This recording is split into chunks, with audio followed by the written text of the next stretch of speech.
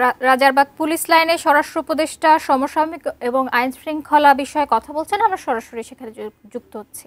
এই যে রিক্রুটমেন্টটা এবার কিন্তু আপনারা জাতিকে দেখাই দিচ্ছেন যে পুলিশ একটা ফেয়ার রিক্রুটমেন্ট করতে পারে।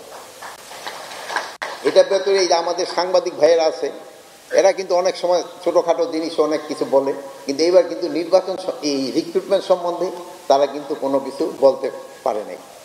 এখন হয়তো আমি বলার পরে আবার হয়তো ছোটোখাটো দোষ বের করবে কিনা আমি জানি না, এতদিন কিন্তু আপনারা বলতে পারেননি। আমাদের এই রিক্রুটমেন্টটা কিন্তু ইনশাআল্লাহ একেবারে ফেয়ার হয়েছে। আমি আইজি সাহেবের সামনে দাঁড়িয়ে বলতে পারি, আমি একটা রিক্রুটমেন্টের জন্য আইজি বা কারো কাছে কিন্তু একটা নামও দিই।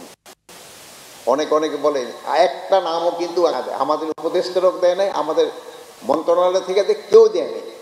এই জন্য আপনারা কিন্তু রিক্রুটমেন্টটা খুব ভালোভাবে করতে পারছেন।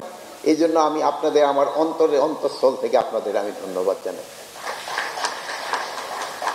পোস্টিংয়ের ক্ষেত্রে না, আমি সব পারি নাই, এই জন্য যেহেতু পারি নাই এই জন্য বলছি যে ইলেকশনের আগে এটা আমি লটারির মাধ্যমে করে দেবো। যেটা আমি প্রমিস করছি অন্তত একটা যেন আমি করতে পারি, যে পোস্টিং আমি লটারির মাধ্যমে করে দিব। এটার ক্ষেত্রে অনেক প্রতিবন্ধকতা আসবে, বাট আমি কারো কোনো কথা শুনবো না, এটা লটারির মাধ্যমেই হবে যদি আমি থাকি।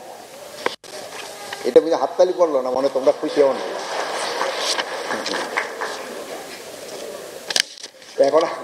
এখন আমার লিখিত বক্তব্যে চলে যাই।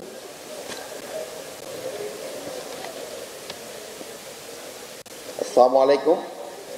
নির্বাচনী দায়িত্ব পেশাদারিত্বের সাথে সম্পন্নের লক্ষ্যে পুলিশের দক্ষতা ও সক্ষমতা বৃদ্ধি সংক্রান্ত আজকের এই প্রশিক্ষণ কার্যক্রম নিছক একটি প্রশিক্ষণ কর্মসূচি নয়,